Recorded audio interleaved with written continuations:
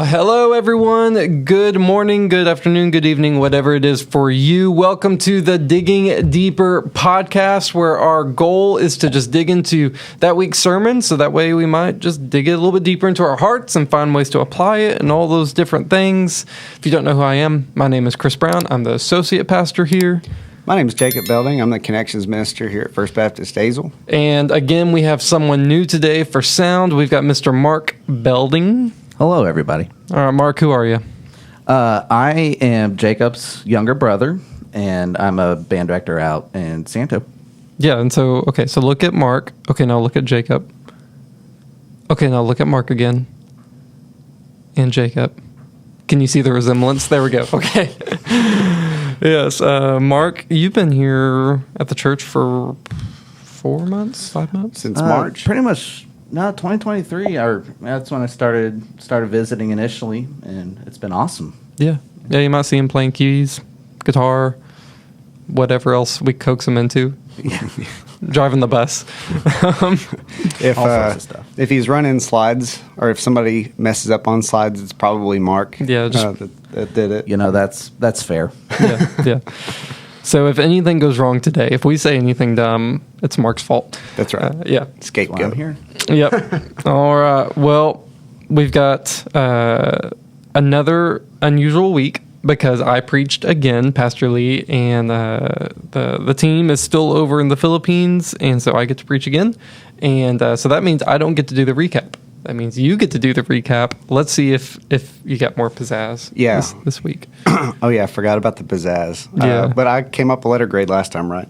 Yeah, something like that. Okay. So the passage that you preached from was out of Romans chapter 9.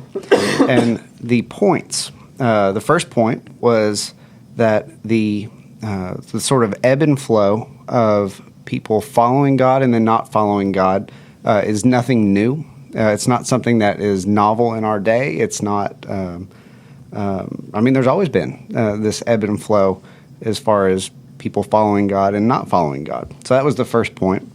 The second point, there will always be the true church. And throughout mankind's fickleness to follow God, God has always preserved people for himself. And then the third point is that God has a plan for the true church. So those were the 3 points that... So that's pretty good.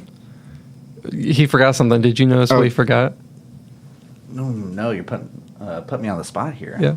You forgot the title. Oh, the title. Yes. What's the whole point of this? Yes. So, well, okay. And the reason I didn't go on and start with the title was because I kind of feel like it needed,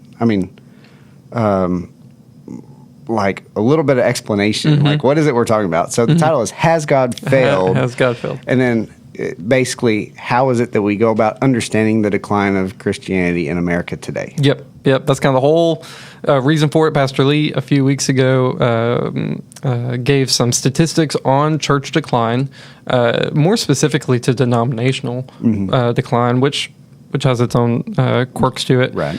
But, we even talked about this over the last few weeks.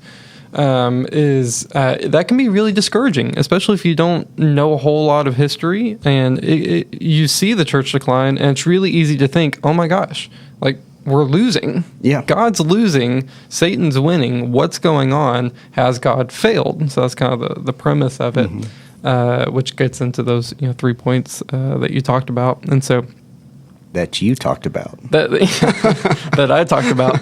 That we will talk about today. So you did pretty good on the points. Yes.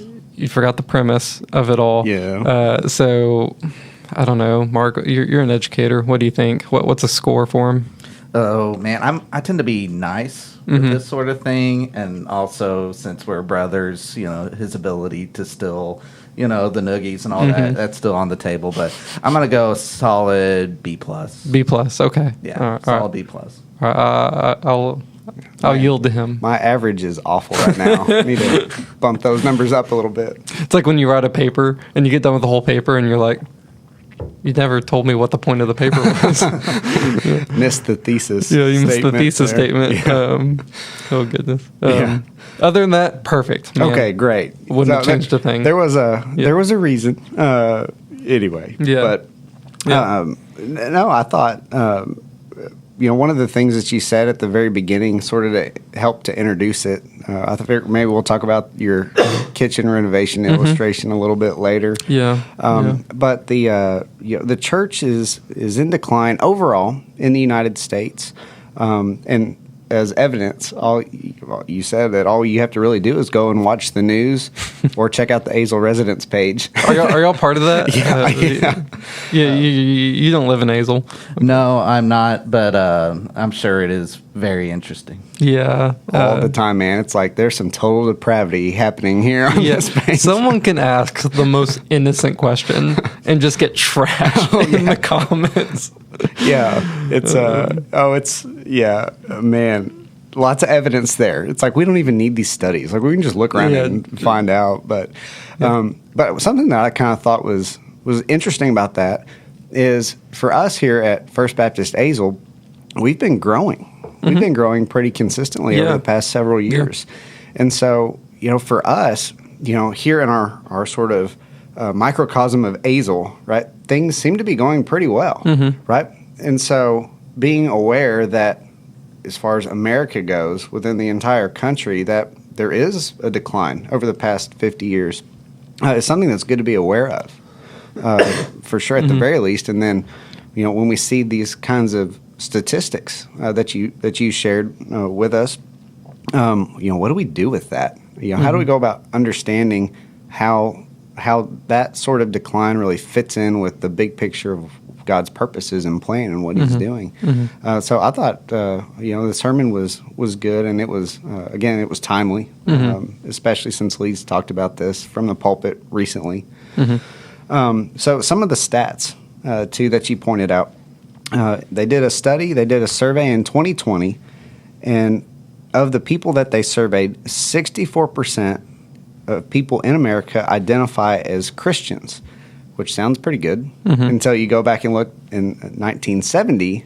They asked the same question, and 90% of everybody identified as a Christian. Yeah, that's a pretty big. It's a big dip. Yeah, and I think even 12, if my memory serves me correctly, I believe 12% of that decline happened in the past 10 years. 10 years. Yeah, and so it's like it's been accelerating. Yeah, it's accelerating. It's definitely the bell curve is like definitely going on that. And why is that? It's probably a number of things. I think it's mainly cultural. We're getting into a much more like postmodern mindset culture where everyone's truth is their truth, and their reality is their reality.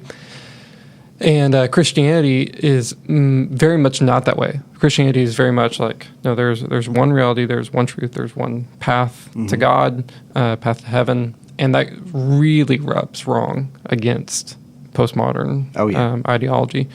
And just ask Oprah. She'll tell you. And so I think a lot of it is that as the culture adopts more and more the mindset of the postmodern world, that just rubs so wrong against Christianity, and so people are just like, not interested in that. Yep. Yeah, that's right. And then you even pointed out the increase in the nuns. In the nuns. In the NONE, not N-U-N. Not Catholic. NONE nuns. There have been so many more nuns. We keep seeing them everywhere. What happened? It's weird. There's been a decrease in Christianity, but an increase in Catholic nuns. I don't get it. Oh gosh. Yeah, no, not that. Yeah, and as far as those who say that, as far as their religious affiliation or how it is that they identify, there were 5% of people classified themselves or identified themselves as none, being under no religion or subscribing to no religion. And including, when you say religion, including agnostic and atheist. Right. So even like, not even just religion, but just spirituality, the concept of God as a whole, no.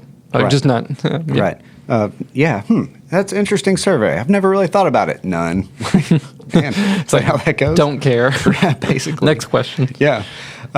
So 5% in 1970, 30% today. Oh, no, not 1970, 1990. Oh, 1990. Yeah, that study was a little different. Gotcha. Yeah. I missed that. Yeah. So I figured we were still on that 50-year. No, this was a different study. Oh, okay, Yeah. different study. My mistake. Yeah. 1990. 5% in 1990. And 30% today. Wow, and that really highlights the accelerated nature of what's happening in the culture and in the United States today. Yeah. Man, Yeah, and the significance of that is that, at least if someone's agnostic, so let's say you got Christian, believes in God, the God of the Bible, all that stuff. Agnostic is, I believe that there's probably a God out there. I just don't know who it is or where he is. I don't know if it's the Buddhist God or Christian God or Hindu God or whatever. That's agnostic. Right. They believe there's something out there. They just don't know what it is. Atheist is, I don't believe there's anything out there. And so the nuns are none of those. Right. It's, I don't care. right. It's I don't even have an opinion on it. It's just not even on my radar. Makes sense. And so the question then that sort of comes from this that you asked is, can we recover from this? Is the church failing? Am I on the wrong team? And has God failed? Those are all valid questions to ask. It's like, well, again, what do we do with this? I mean, if you ran a business, let's say you ran a business, and over the course of 50 years, you've lost a quarter of your business. And you're like, man, things aren't looking good for my business. And so the question is this business eventually just going to go bankrupt? Yeah. Are we going to be Bud Light? Yeah, that's exactly where I was going to go. In their case, in the span of just a few months, they've lost 25, 30%, whatever, of market share and all that. Yeah. And so if you were to take the same concept and apply it to anything, you would ask the question, is this the end of it? That's right. Is it going to go away? Is it going to completely die out? Yeah. And so what do we do with that? Well, boom, we get right into the points. This is nothing new. This is something that has been going on since literally the beginning of time in a lot of ways. Really. Yeah. If you look at Adam and Eve, what's the first thing they did? Rebel against God. Right? It's like that didn't take very long, apparently. Yeah. Then you have one chapter. Yeah. Then the very next chapter you have Cain and Abel. 50% of the population, what do they do? Rebel against God. That's right. And then you have Cain's lineage and Seth's lineage. And what does Cain's lineage do? Rebels against God. And then you get into the flood. What does Seth's lineage do?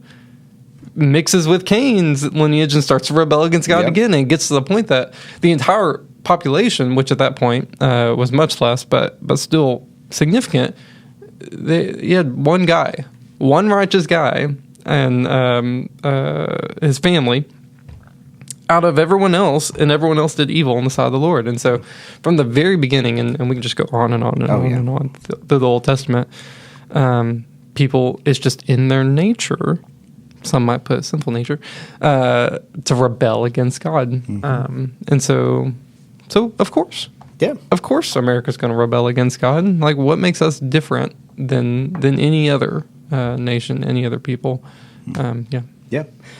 So maybe we can go on and read the passage and then sort of get into it. So the key passage is Romans 9, chapter 6.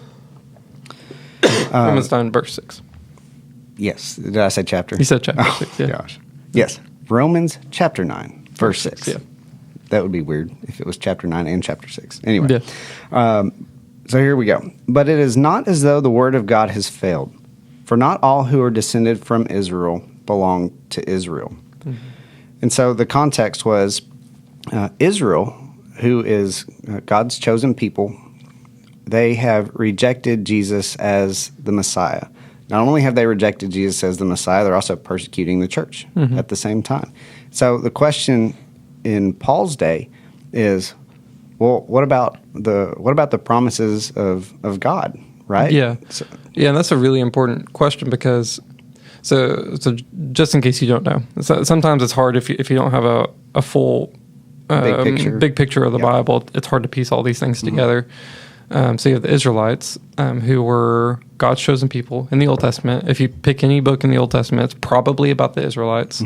or at least the story revolves around the Israelites and God working with them. And to them, God gave the covenants of the Old Testament, the law, temple services, promises, all that stuff that Paul mentions in Romans 9. And Jesus was supposed to be the fulfillment of Israel. Right. So all, And he was. Yeah, and he was, yeah. And so all these prophecies that Israel got, that you see in the prophets, and all these foreshadows, all of that was pointing to Jesus, the Davidic line through King David. All that was to end in the culmination of Jesus. And so Jesus was the Messiah and the fulfillment of Israel. And so the kink in that chain is that Israel has rejected its own Messiah. Mm-hmm. And so it's like, you can't even get your own people to follow this guy. So is he the guy? So either Jesus isn't the guy, or the promises that you've made to them aren't holding true. Right. Which is kind of where the route that Paul takes in that, which is a big problem. Yeah. Like on the surface, it's a big problem if you're not upholding your promises to them. How can we trust that you're upholding the promises to us? Because Romans 8 ended with all of these wonderful promises for God's people, that they would be justified and glorified and all that stuff, and that nothing can separate us from the love of God. That's how Romans 8 ends. And the next question is like, well, hold up, man. What about Israel? What about Israel? What's going on with them? Yeah, it's like, you're telling me that nothing's going to separate us from God, but Israel is separated from God. So has God's word failed in that case? And if it's failed in that case, who's to say it's not going to fail in our case? Yep. So that's kind of the setting that Paul's talking about here. Mm-hmm. Yeah, definitely. And that's very important context to that particular verse as well. And so what's Paul's response to the question?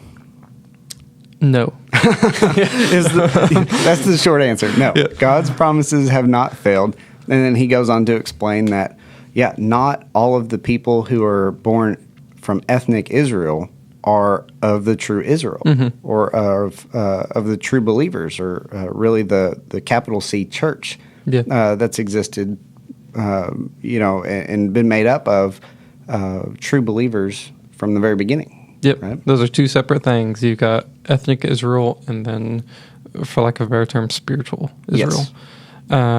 And we see this all the time.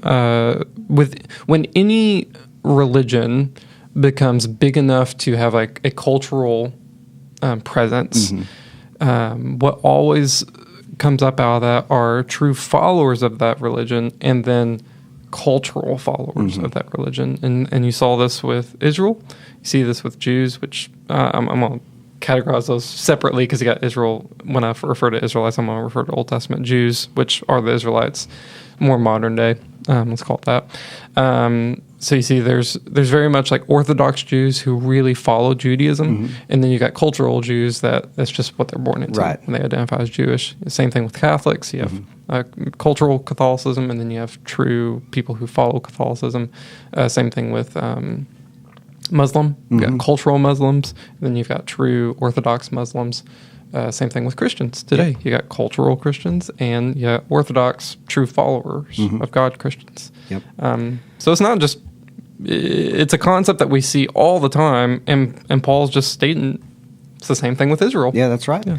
And Jesus even had to answer this question to an extent about, well, if we're born within the sort of family or the people of Israel, like if we have Abraham as our father, that means that we're good, right? So in John chapter 8, Jesus is saying, starting in verse 31, to these Jews who had believed him, he says, "If you abide in my word, you are truly my disciples. You will know the truth, and the truth will set you free." And then they're like, hold on, pause. We've never been slaves before. We're the offspring of Abraham. So how is it that we're not free right now? Because we feel pretty free because we're from Abraham. And then Jesus goes on and he answers. He says, "Truly, truly, I say to you, everyone who practices sin is a slave to sin. The slave does not remain in the house forever. The son remains forever. So if the son sets you free, you'll be free indeed. Then he goes on. He says, I know that you are offspring of Abraham. Yet you seek to kill me because my word finds no place in you. And then they go on, and the Jews there answer him, Abraham is our father. Just to be super, super clear, Abraham is our father. Yeah. And I think that's something that I don't think we can fully understand how much they placed validity in their lineage. Yeah. And, not even that was a bad thing, because if you look through the Old Testament, lineage was a very important thing. Yeah. You needed to know, of which tribe you were a part of, to know, which land, or, if you could serve as a priest or a Levite. There's a reason there's so many genealogies in Scripture. Yes. Yeah. All that's very good and very important, especially in that time. They just placed they switched the significance of it. So instead of the significance being, heritage and where you can serve and things like that, they had switched it to salvation. Right. It's because we're born of this, we're automatically saved. Right. And Jesus' response to them is, if y'all were true children of Abraham, you wouldn't be trying to kill me. Yeah. Right? You would follow me. Right? And so even there in John chapter 8, we see this difference. Communicating of the similar thing. Yeah, this ethnic Israel versus a true Israel that responds, that listens and responds correctly to God the Son in this case. Yeah, and Jesus even kind of got into that with, who was the Pharisee that he met with? Nicodemus? Nicodemus, yeah. He met with Nicodemus, and what does he tell him? He's like, you have to be born again. To a Pharisee, to a high Jew, Israelite, they're like, no, I don't have to be born again. I'm already born. Right. Abraham's Israelite. Good enough. Yeah, and he's kind of gnawing at that concept again of it's not a matter of who you're physically born to. It's a matter of if you're born of the Spirit. Right. Which is I think where Romans 9 lands on, which, by the way, if you're a Bible thumper and you heard me say Romans 9 and you got super excited because that might be one of the most controversial chapters in the entire Bible, but I did not touch a single part of the controversial aspect of it. And for that, you owe us all an apology. Yes. So if you're a Bible thumper and you got sorely disappointed that I did not get into the controversial aspect of Romans 9, I'm so sorry. Right. Yeah.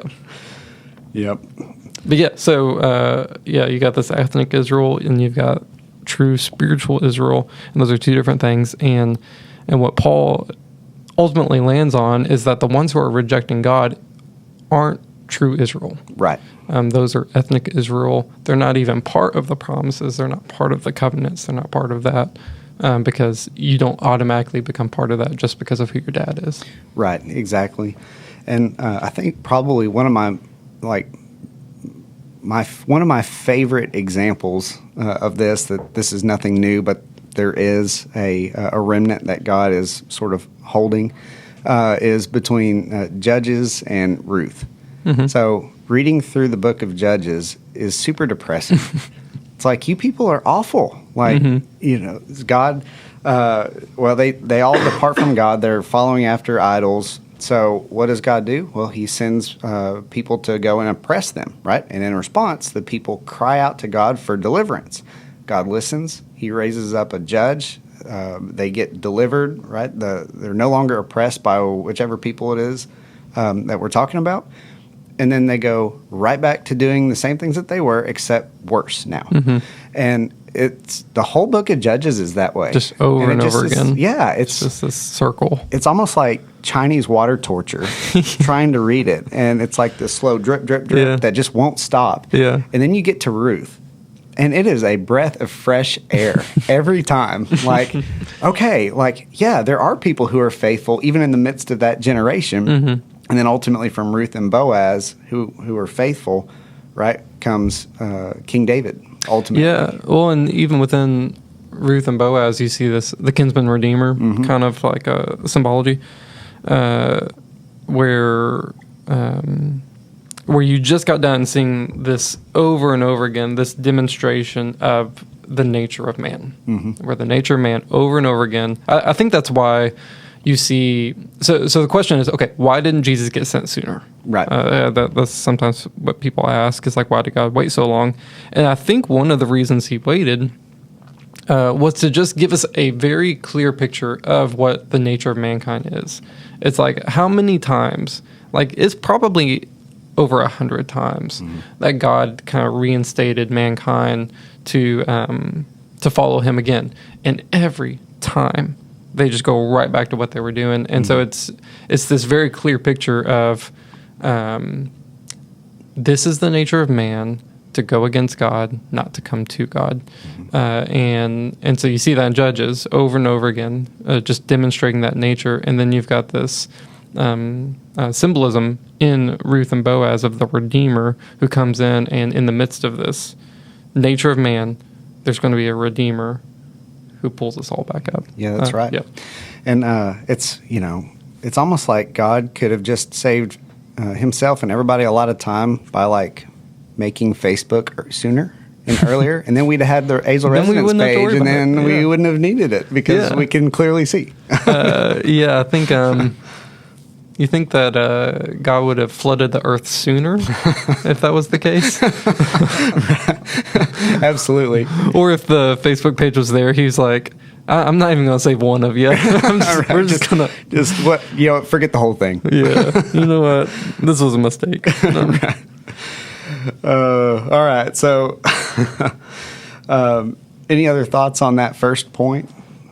Yeah, I think that's just pretty well established that this isn't anything new. That very concept, the concept of asking the question, has God failed, is in the Bible. And then the concept of how do we explain people going away from God is in the Bible. Explicitly here, implicitly all throughout the Bible. And so again, this is nothing new. We've just kind of been privileged in a way to live in a Christian society and Christian culture. And right now, we're catching up with history now. Yeah. We've lived in a little bit of a bubble. Yeah, that's right. Yeah. All right. So that was point one. This is nothing new. This isn't surprising to God. It shouldn't be surprising to us. Point number two. There is always the true church, which is encouraging because as we've just got done discussing, people tend to be fickle. And even, I think you mentioned 1st and 2nd Kings, even the kings that start out following pretty well. I mean, you can, Solomon or Joash, for example, of Judah, they start out looking pretty good. And then by the time that they get to the end of their reign, it's like, dude, what happened to you? Yeah, well, that's why we have term limits. Yeah, right. Term limits and elections with a peaceful transition of power, so we don't have to murder the king. Yeah, right. What is it that Batman says? It's like you. Oh gosh, what was it? It was. You die soon enough to be the hero or live long enough to become the villain. Yep. Something like that. Yeah, that sounds about right, doesn't it? That's pretty much those kings right there. Yep. So the passage that you sort of brought up for this second point, that there's always the true church, comes out of Romans 11. So this is Romans 11 verses 1 through 5. Yeah, which Romans... So for fuller context, Romans 9, 10, and 11 are kind of like one kind of thought. One argument in a lot of ways. That's going through. And so Romans 9 opens up with Israel's not following God. Has God failed? No. There's ethnic Israel and spiritual Israel. And he gives a lot of arguments as to why God has the ability and the sovereignness to do whatever he wants with his salvation. And then kind of in the midst of that, like the Gentiles, the concept of the Gentiles starts to get mixed into that, and saying that those who are part of true Israel, be it Israel or the Gentiles, have been saved by grace through faith, not by works, not by the law. He goes on a little side tangent on evangelism. And then he, in Romans 11, hops back on Israel, and kind of the question being brought up is, has God abandoned? No, okay, Israel's abandoned God. Now, has God abandoned Israel? That's kind of the reverse question has come up, and that's where we get into what Paul's about to talk about. Yes. Okay, so Romans 11, starting in verse 1. I ask then, has God rejected his people? By no means. For I myself am an Israelite, a descendant of Abraham, a member of the tribe of Benjamin. God has not rejected his people whom he foreknew. Do you not know what the scripture says of Elijah, how he appeals to God against Israel? Lord, they have killed your prophets, they have demolished your altars, and I alone am left, and they seek my life. But what is God's reply to him? I have kept for myself 7,000 men who have not bowed the knee to Baal. So too, at the present time, there is a remnant chosen by grace. Man, which is a great answer to that question, right? Has God rejected his people? And then Like, no. Paul says, he doesn't just say no, by no means. Yeah. I mean, he's serious Yeah. here and wants to communicate that. And so in the sermon, you brought up that at the time of Elijah, there were roughly 2.5 million to 3 million people that were living in Israel at the time. 7,000 men that God had kept for himself that had not engaged in idolatry. And I'm really glad that you did the math for us. Yeah, I almost didn't until I just thought about it. I was like, wait, 7,000? There are a lot of Israelites. There's only 7,000? Because that was Elijah's issue was like, oh my gosh, like Israel's abandoning you. They're tearing down everything. They're coming after me. And he's like, no. There's 7,000, which sounds like a lot. Like that's a giant church. Yeah. But this isn't confined to just Azel, Right. like comparatively, not even to just the Tri-County area. It's like we're talking about two complete kingdoms, spanning 3 million people, and 7,000 spread across 3 million people is a very low number. Oh, yeah. Yeah. How low? 0.23%. Ran the numbers. 0.23%. We're seeing the decline of Christianity with 64% Christians in America. How would it look with 2.23% of the population? Yeah, and that's really probably why Elijah, or part of the reason why he thought that he was it. He was alone. And I mean, there's more to the story than that. But it probably was not very evident to him that anybody was really following at all. Yeah, and that was meant to be an encouragement to Elijah, right? Yeah, right. So you might look at that and say, like, there's 0.23% of people who are following me. We would look at that and be like, we're discouraged by that. But where was Elijah coming from? Elijah was coming from, I'm the last one. And they're trying to kill me. And I'm about to die. Yeah. And that'll be it. And that'll No be more. it. And God's encouragement to him was, no, you're not the last one. There's a remnant that's always been, always will be, of 7,000. The church, even though it seems dark in this moment, the church is standing strong. That's through right. it. Yep. That's right. There's still a remnant, and these are the people here in this passage. We get that these are the ones that haven't chased after idols or bowed the knee to Baal. And then what I thought was just really encouraging is again verse 5. At the present time, there is a remnant chosen by grace. Yeah. It's like that right there is encouraging. Yeah. All on its own. Even though the numbers for Elijah are slightly depressing. Yeah. More so, I don't know.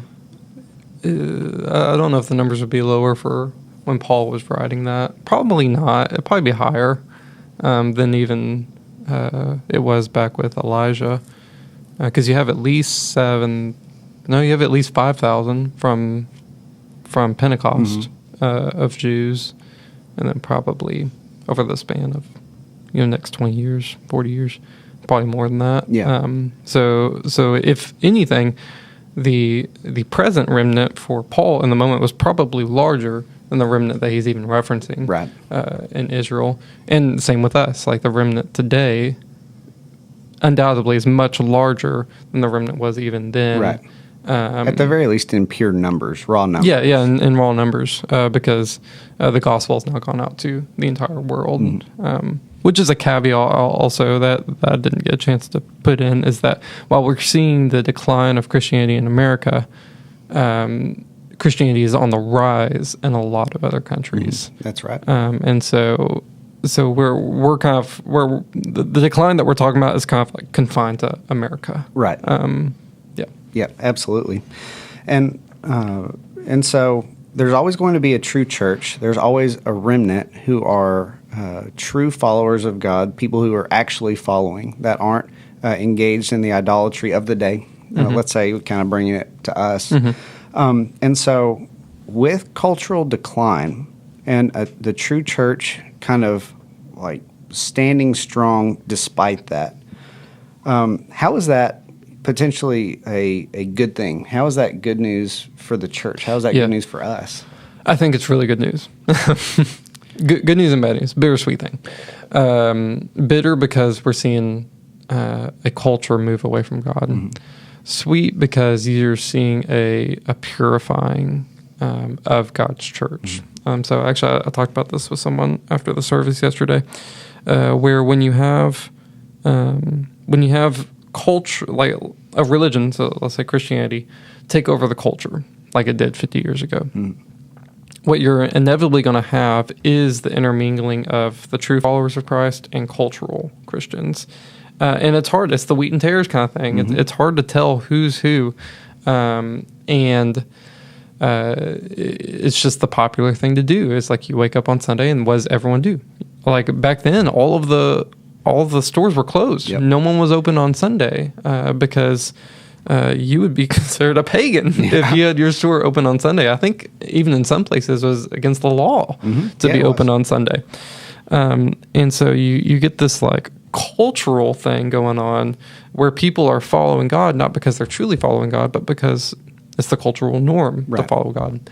And what that does is that creates a gray church, like where you do have true followers of God, but they're kind of intermingled, and like very much like it was with the Israelites. You had the true Israelites following God, but they were kind of being muddled up by all of ethnic Israel. And so whenever the culture moves away from God and it becomes much less popular to follow God, Christianity becomes much less popular. On the inverse, that we're kind of starting to see is that Christianity is actually becoming the unpopular thing to do. They're becoming much more persecuted and de-incentivized to follow God, right? There's no upside to follow God in the culture. And so what that does is all of these like cultural, like surface level Christians, they just bounce. They're like, I didn't sign up for this. Like, I'm not going to go, make my life harder for something I don't actually believe in. And so you see this great purification of the church. Downside is culture goes downhill. Upside is everyone's crystal clear where the line is.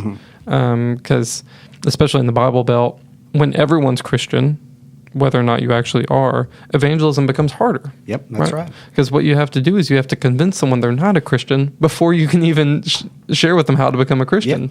That's right. And those are the hardest people to reach in a lot of ways. It's like, well, I go to church. Well, I read my Bible. I pray.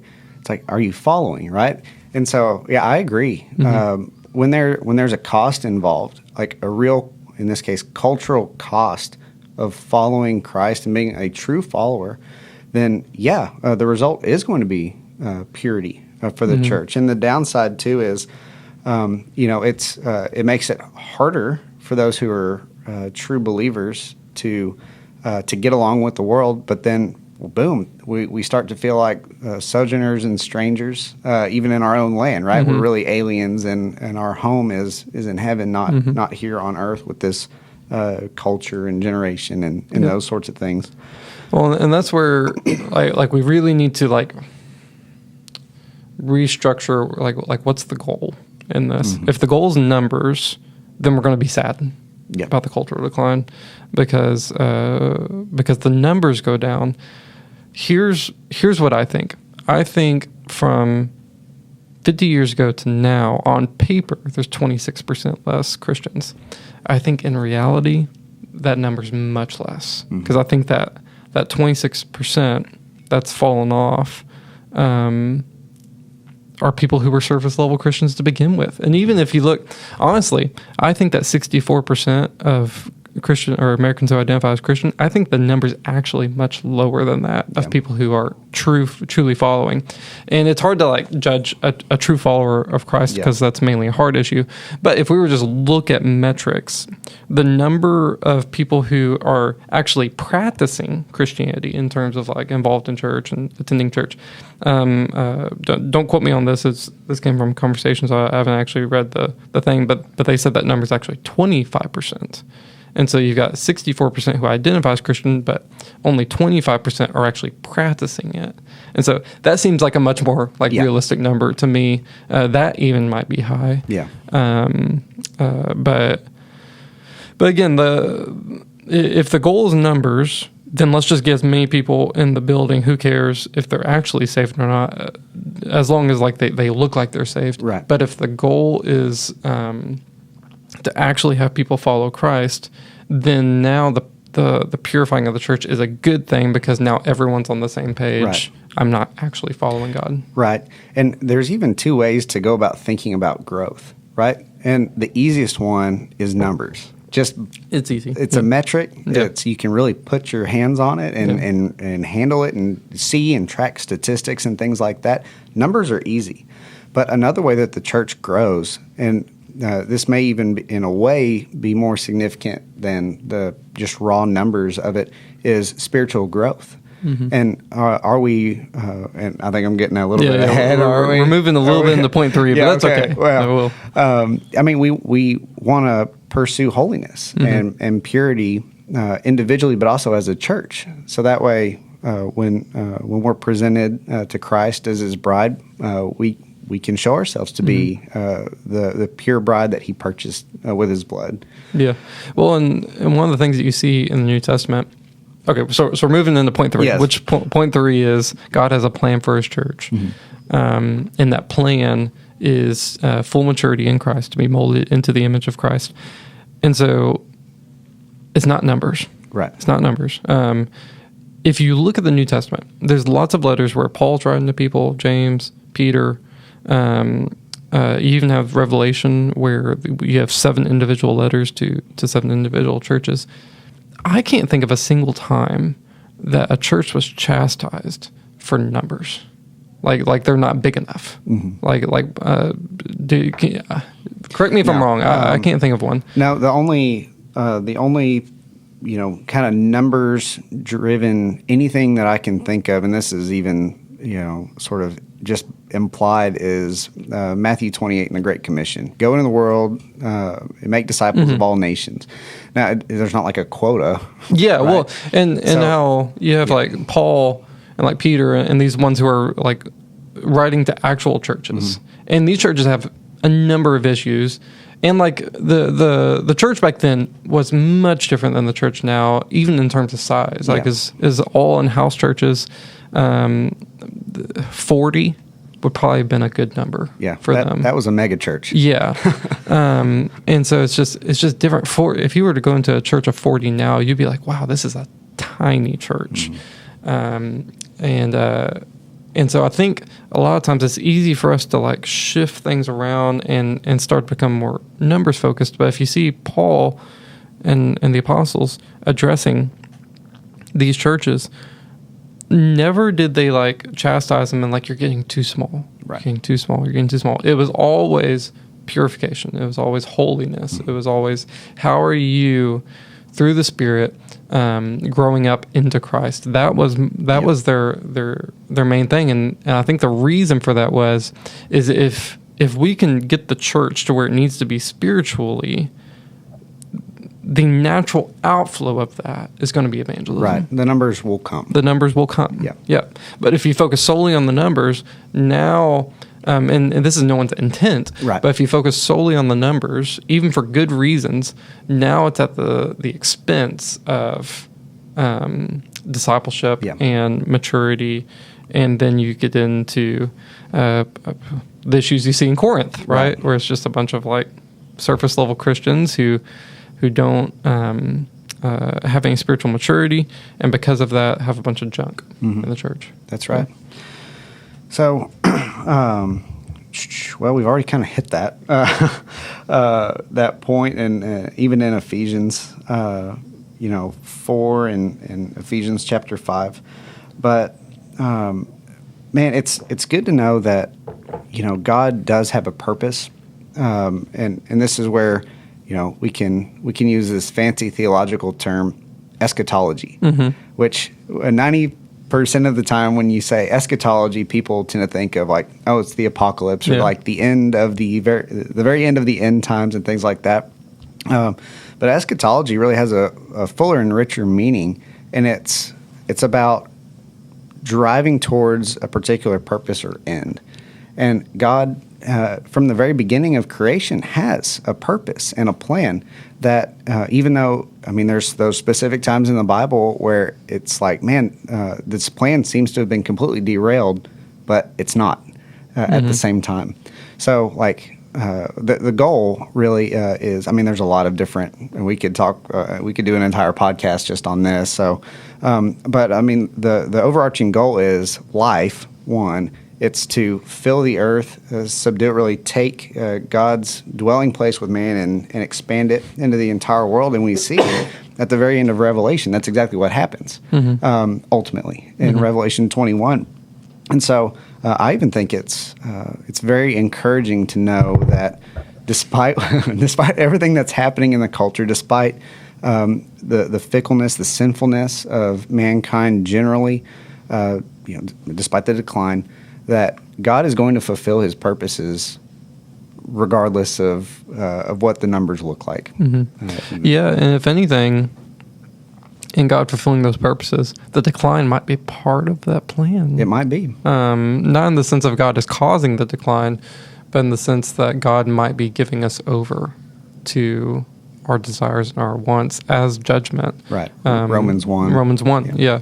Where if a people and a culture are constantly going against God and saying, we want this, we want this, we want this, eventually God is going to say, all right, take it. And what's going to happen when God gives us over to our sin? What's going to happen? We're going to go deeper into that sin and deeper away from God. And that's a form of judgment. And that does two things. One, to the culture, that lets them hit rock bottom and feel the full weight of their sin, hopefully to wake them up and pull them back. And that's going to purify the church. Yep. Because there's going to be an increasing divide. And so one of the things, I did have some application points that I was going to do, but just didn't have time to do. Yep. But one of those application points was going to be, okay, in this time of decline, how can we fulfill the plan of God for the church to be pure and to be in the image of Christ? Like, use this time of purification where we don't have all this surface level junk in our church. Let's use this time to just grow so strong together as the church, so that way, like we're able to move forward solid. Right. In that, and we'll need each other in a big way. As the culture continues to decline, it has really shown very little sign of letting up anytime soon. No. Right? We have the Bud Light. Yeah, there's been a little bit of pushback, but even a lot of that pushback isn't even a Christian pushback. Right. It's more of just a cultural pushback. Right. That's right. And it's like, go get Bud Light, and then at the same time, it's like, well, is there a predominantly Christian force behind that? No. Definitely not a Baptist force. It's a little bit more of a meme force that's heading it. Yeah, exactly. The power of memes, man. So I don't think it's going anywhere. I don't see this nation becoming Christian again anytime soon. Maybe conservative, but conservative and Christian aren't the same thing. Right. And so I think we're here to stay for a little bit in where we're at. And so the question isn't how do we cling to the past and get back to the good old days. The question is how do we come together and fulfill the plan of God, primarily in being molded and shaped into the image of Christ, and as an outflow of that, evangelism into the culture. Yeah. And I think it's probably worth sort of throwing out there that just because the culture is declining and declining at the rate that it is, and that Christianity, as far as pure numbers, are also declining, and we're going to focus on the purity of the church, and then from there focus on evangelism. That's not us waving a white flag of surrender by any stretch, right? We don't want anybody to think that, like, oh, well, the culture's so awful. Let's just forget about it. We'll sort of cloister ourselves and just do church together, and then like kind of be done, right? That's not a biblical way to interact with the culture. And it's going. What's the goals and what's the plan for the church? And the goals and the plan for the church was never to change culture. Right. It's a little bit different society from then to now, but a lot of times when you're seeing in the letters of the New Testament, they very much take the approach of like, hey, the world is the world. Right. And the world's going to do what the world's going to do. Your job isn't to try to change behaviors of the world. Right. Your job is to authentically follow Christ and grow into Him, and then be a force of God's light into the culture. But it's not like legislatively change the culture. Right. And it's a little bit different society. Like back then, it was emperor rule. There was no democracy. And so it's a little bit different now because we do have like a democratic republic where we do get to vote and do stuff. And so vote, do those things. Those are good things. Like vote for justice to take place, and all that is good things, but it's not the goal. Like we can, let's say we were to make the culture completely Christian, and all of God's laws are the laws of the land. People are just as unsaved as they were before. Right. And so it's like, that's not the ultimate goal. The ultimate goal is for the church to be strong, and then to be an evangelism or evangelistic posture out of that. And that's the goal. And so if we even take a step back and say, okay, we're going to let the culture be the culture, that's not us waving the white flag, because that was never the goal. Right. Just try to grab the culture by the hand. Yeah, didn't want anybody misunderstanding that. Yeah. That, we're just going to completely disengage. Yeah. Right? No, like being engaged is a good thing, right? And like you said, when we see injustices happening, like we can celebrate victories, like Roe v. Wade, for example, was overturned. Yeah. Like we can celebrate that because now this is an injustice, right? The murder of children before they're born. I mean, yeah, that's justice is something that God is very concerned about, right? And so like, that's not a bad thing. And that's the point of the government. Right. The point of the government is to enact justice. Right. And so if we have we're getting a little off topic, but if we have a say in how the government is structured, then use your voice, use your vote to help mold the government into a force of justice, because that's the whole point of the government. Right, exactly. Yeah. Just want to clarify that so there's no misunderstanding. So so that was kind of the first, or did you have sort of more things in mind as far as application goes? So the main things were, and we'll just drive them off real quickly. So one was just stay faithful. So as the culture declines, and as we kind of start to ask the question of like, oh my gosh, like, are we failing? Like, is the church failing? There's going to be a great temptation to shift our focus off of Jesus and onto how do we get people in the seats. And I think that's, without implying motive, I think that's where some of the denominations have gone. It's like, okay, the culture's shifting this way. How do we shift ourselves to meet the culture there and hopefully get them in the building? And I'm not against the idea of like doing everything you can for evangelism short of sin. Like, I'm all things to all people, as Paul said. I'm not against that. But if it starts to get to that point where you're taking your eyes off of Jesus and shifting doctrine and shifting principles and values and the Word of God, that's where it's like, oh, no. Stand strong in the faith. Stand strong in the Word of God, keeping your eyes on Jesus. Don't get off target even if you think, oh my gosh, we need to change this to get people in the building. Right. So that's kind of the first thing. Stay Right. faithful. Don't compromise on truth. Yes. Right. Yep. To cater to the world. Yep. Right. Stay faithful. Yep. So that was the first one. Second one, application point was like build endurance. And so in this time where the church is going through a refining period and a purifying period, it's going to get hard. Logistically, it's going to get hard because the smaller the church gets, the less resources the church has, the less people the church has to do what it needs to do. It's going to get hard persecution-wise, that the culture more and more is going to press in on the church and in on Christians.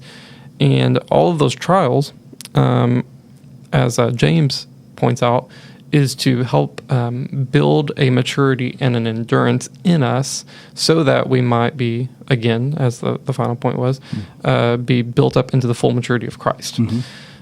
So use this time. Don't complain about it. Yeah. Rejoice. Like James says, consider it a great joy when you experience these trials. So don't complain about it, but consider it joy because it's doing something in us and molding us even more into the image of Christ. So build endurance through it. And then the last one was going to be carry out the mission, which we kind of talked about. Is like God's plan for the church is to be molded into Christ, but that doesn't mean that we stop there. So that's the plan, is to be molded into Christ. Now we take that and go into the world, Right. For evangelism. And so even though numbers isn't the goal, that doesn't mean that we don't seek to convert and share the gospel. Right.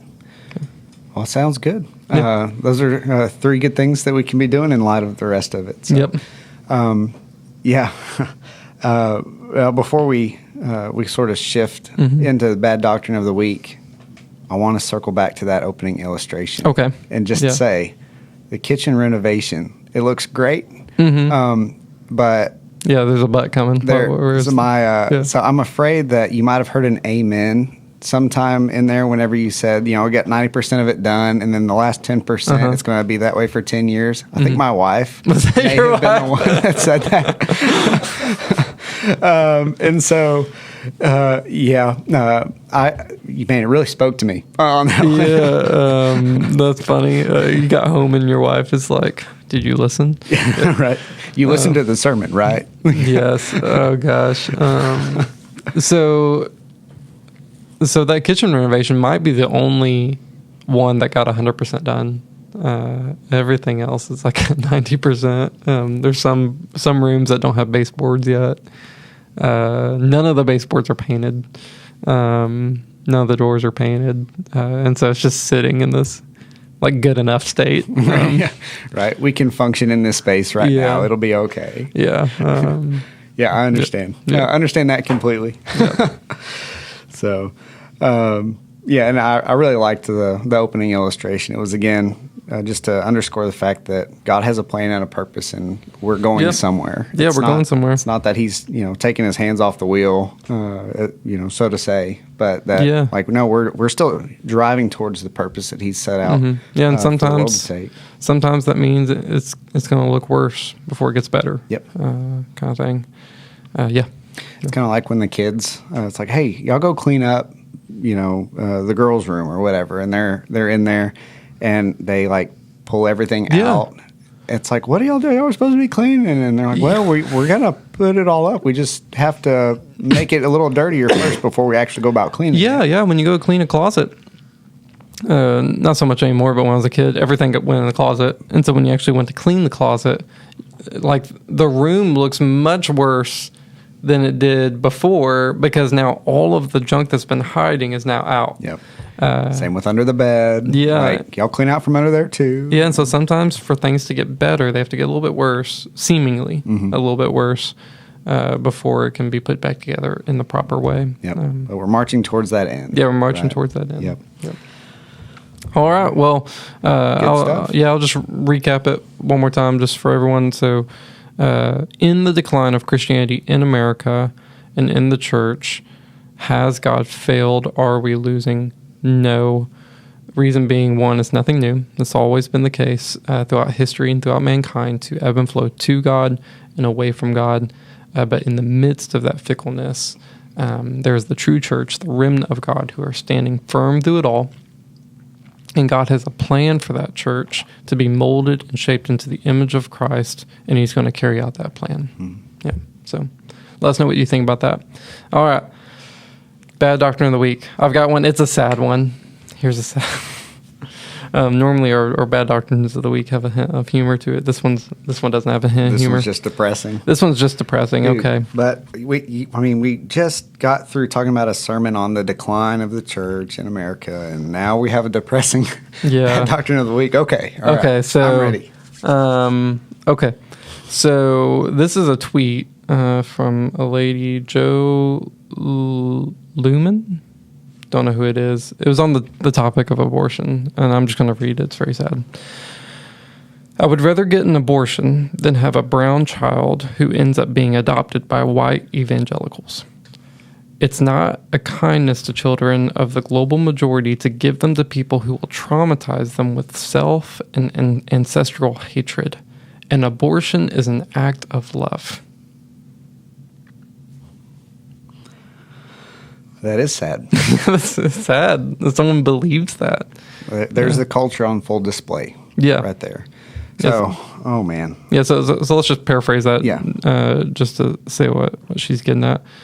She's essentially saying if there's a brown child, an ethnic child, person of color, whatever, it's better to kill that child than for that child to end up in a white evangelical home. And that her aborting that child is the greatest act of love that she could give that child. There's lots of ways we can go with this, but what's your opening thoughts? I kind of want to know, where does this sort of demonization of white evangelicals come from? Mm-hmm. Is it really more rooted in, what the political news media kind of puts out there, and then how they sort of characterize white evangelicals as being Republican, Trump supporters, and conservatives, and do you think that's where this kind of feeling that we I'm get sure, comes yeah. So this was in 2022. Yes, it was post-Trump. I think that 2020 election was 2020. No, it was 2016. 2016. Oh, Yeah, 2016 is when it started. yes. This it's always been there, but it kind of got pushed much more to the forefront that if you are Republican, you're probably white, probably racist, probably Christian, and all of these things are oppressing other people, particularly people of color and minority groups and whatnot. So I would say that's probably where it comes from. That's where I saw it really escalate. Yeah. It's always been, but I think it's really escalated with that. And she's using big words too. She's not that evangelical is itself this is a big word, but it's a word that has lots and lots of meaning behind it, right? Mm-hmm. And so if this is just like a casual thought that she's had and felt the need to share with the world for some reason, it kind of begs the question, where did this come from? And so thinking through, where do we see that term evangelical thrown out when we're not like taking seminary classes or things like that? And a lot of it's in that news media. So I wouldn't be shocked if she read an article or something like that that really focused on white evangelical Protestants or whatever, and then was fired up about something, and then the tweet is the sort of result. Man. So what do you think about so there's clearly a lot of baggage about her views towards white evangelicals, but what do you think about it's better for that child to just be killed rather than be in the midst of them?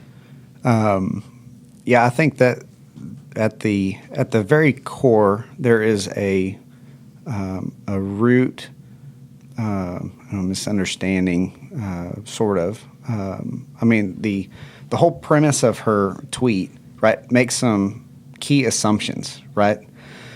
So one of those is that death is a release or a relief or potentially an act of love in this case. Now, that's one of them. And I don't think that holds up to when weighed against Scripture at all, right? One of the goals, we even talked about it today, one of the goals is life.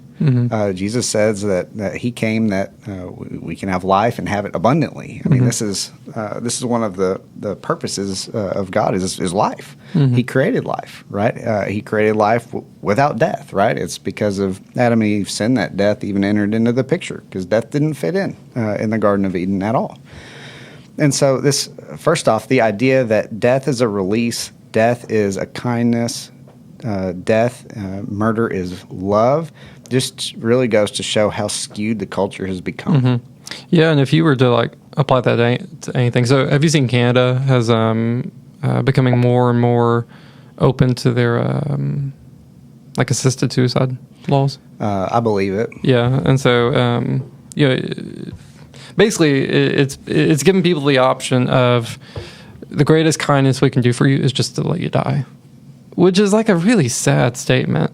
Right. And, we usually go to like the most extreme examples of like, someone is like, in a vegetable state, can't do whatever. But that's not where it's actually the rubber's meeting the road. The rubber's meeting the road of like, I'm depressed. Therefore, I should just die. And it's like, okay, yeah, because it used to be I'm suicidal because I'm depressed. And it used to be like, no, let me remind you of all the great things of life and where you can go from here, and that this isn't the end. And it goes to like, you're right. Life is depressing.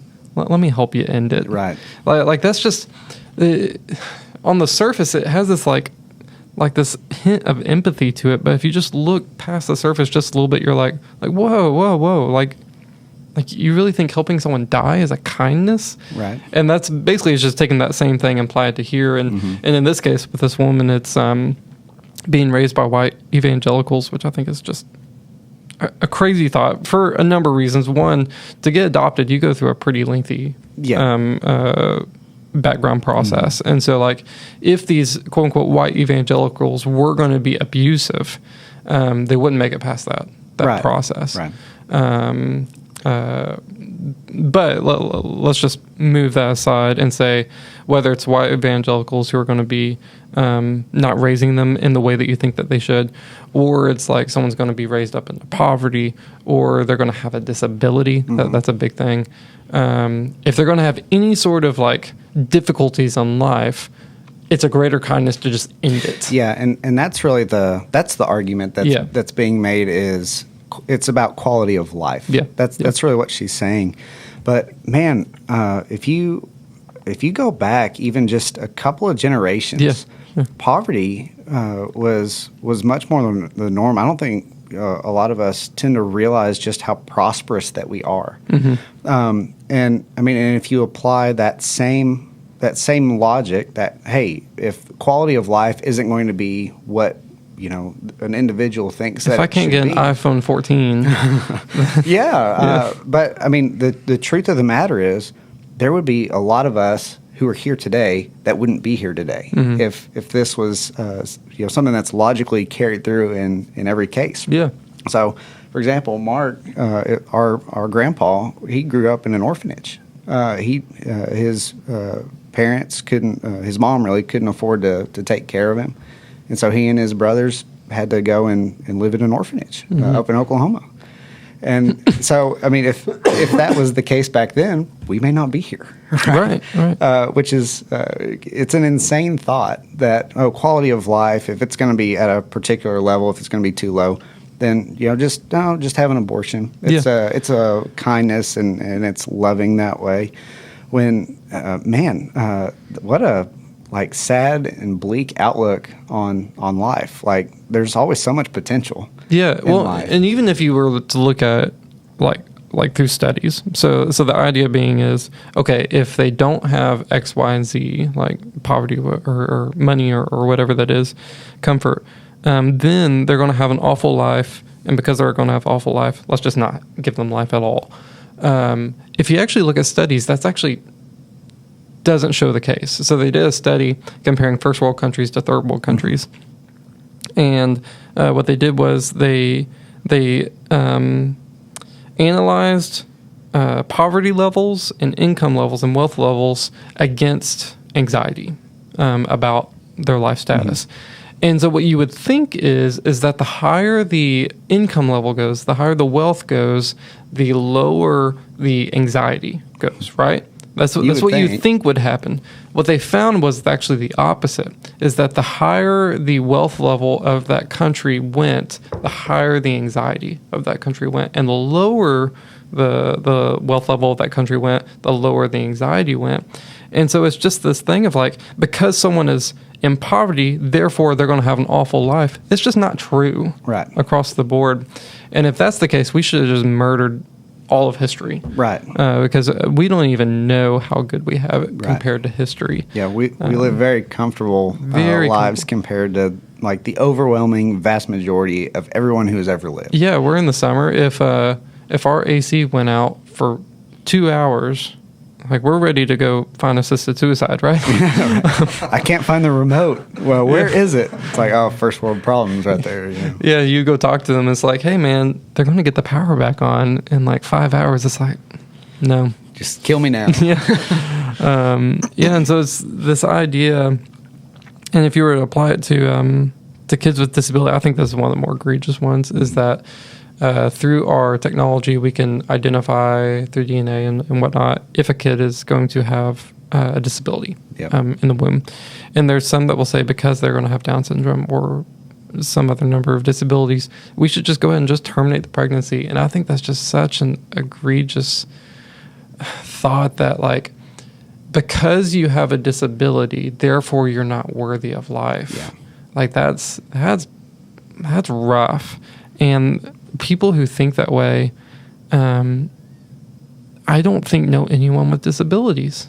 Like my wife works with a ton of people who have disabilities, and of course, like you're gonna have people with disabilities that aren't happy, but there's a lot of people with disabilities who are very happy, and they wouldn't want to die because like they can't walk or because they don't process as quickly. Like that's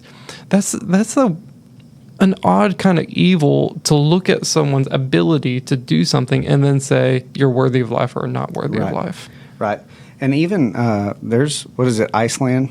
Iceland that has had a 0% Down syndrome rate, because this is what they were telling these pregnant women is they would do the DNA test and determine, and I think it's like a probability test, isn't it? It's like, it's not 100%. I want to say. I'm not certain off the top of my head. Something like, anyway.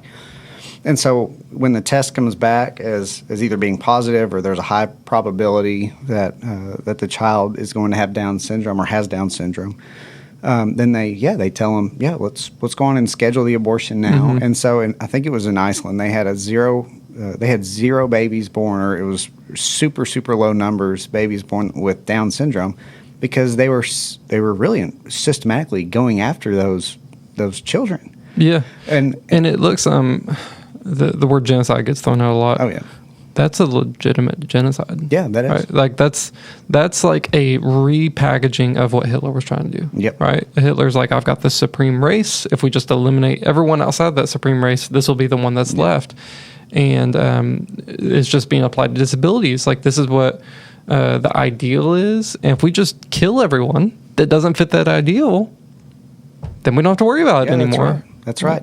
And it's particularly targeting those who with the disabilities. I mean, we've gotten a little bit off of the tweet, haven't we? But I mean, they would consider it an act of love, right? Quality of life, right? Yeah. If we expand out on the tweet, but so Scripture even calls us really to take care of those who can't take care of themselves, and to really take care of people like widows or orphans and the outcast of society. Right, exactly. That they are valuable and just as much made in the image of God as the rest everyone of us. else. And so, when something like this is being done, man, I think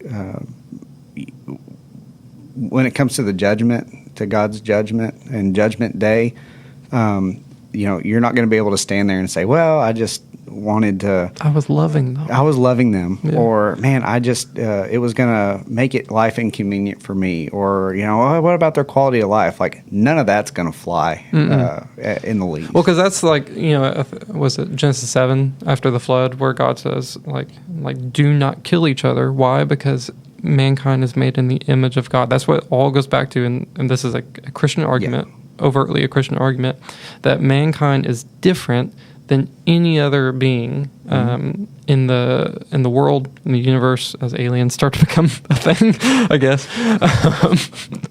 That mankind is unique and that they're not expendable, but they're made in the image of God. And because they're made in the image of God, they have value and they have worth. And you do not get the right to determine that they no longer have worth, right? That they no longer have value. So you don't get to just kill them, right? Now, there's a few exceptions in terms of like when you get outside of the individual and the government and justice and stuff like that. But just in terms of like just determining the value of someone, everyone's made in the image of God. Yeah. Well, I think there in that passage in Genesis, like he goes on to say, like, if you do murder someone who's made in God's image, then like the proper response is like we require your blood. Oh yeah, So I mean, it's all right there. Yeah, a justice. Thing. Yeah. So even there, so we've kind of looked at the motive, right? Mm-hmm. Oh, it's more loving than adopting a child out. But at the core, it's just what you said, right? Yeah. Unborn children are people. They are made in God's image, and part of the reason we know that is from the Gospels, even where when John the Baptist is still in the womb, right? What does he do? At the news, he leaps for joy, right?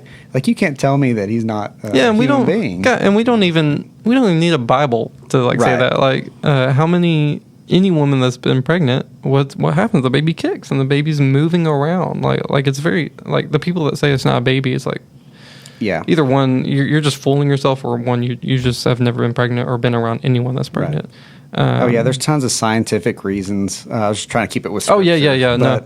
But I mean, even if we were to take like a philosophical approach, there's a reason that you may love your cat, like to the ends of the earth. You love your cat, but never in a million years would someone sacrifice their cat for a person. Right. Well, I guess some people might. But Mark, would you sacrifice your cat for a human person if it came to it? Yeah. Yeah. Okay, few. I mean, I don't think my cat's gonna see this. So don't have to worry about that as much. Yeah. And we can love our cats, we can love our dogs, but any reasonable person would never say my dog is more valuable than a human life. Right. And so it's like even just philosophically, we can see, just inherently we know human beings have more value and dignity than anything else. And we don't judge a person's value, dignity, and worth based on what they can produce. Based on whether or not they're going to live in poverty or wealth, based on who their parents are. Like those aren't determining factors on whether or not a person is worthy of life. And or to say even different skin colors or skin different skin colors, yeah. And to say it's an act of love, like one, you're making a decision for them, and two, like you don't even know. Like there's tons of. I grew up in what would be considered poverty. And if someone was to say like, "Hey, because you were going to grow up in poverty, we're just going to kill you," I'd be like, "No, what? No, right? What are you talking about? Exactly. Like, I wouldn't trade my upbringing for anything. Like, was that hard at times? Yeah, sure, but like, I wouldn't trade it for death. Right? Like, that's just insane. And anyways, we could belabor this and kind of get into what's the real motive on this. Anyways, but yeah, you're right. That one was depressing. Very depressing. And sad. Yeah, it was. That one might be the worst doctrine of the month. Yeah, right. Yes. So, yeah. All right. Well, man, we're glad that y'all joined us here today, Mark. We're glad that you joined us as well. Thanks for having me. Yeah.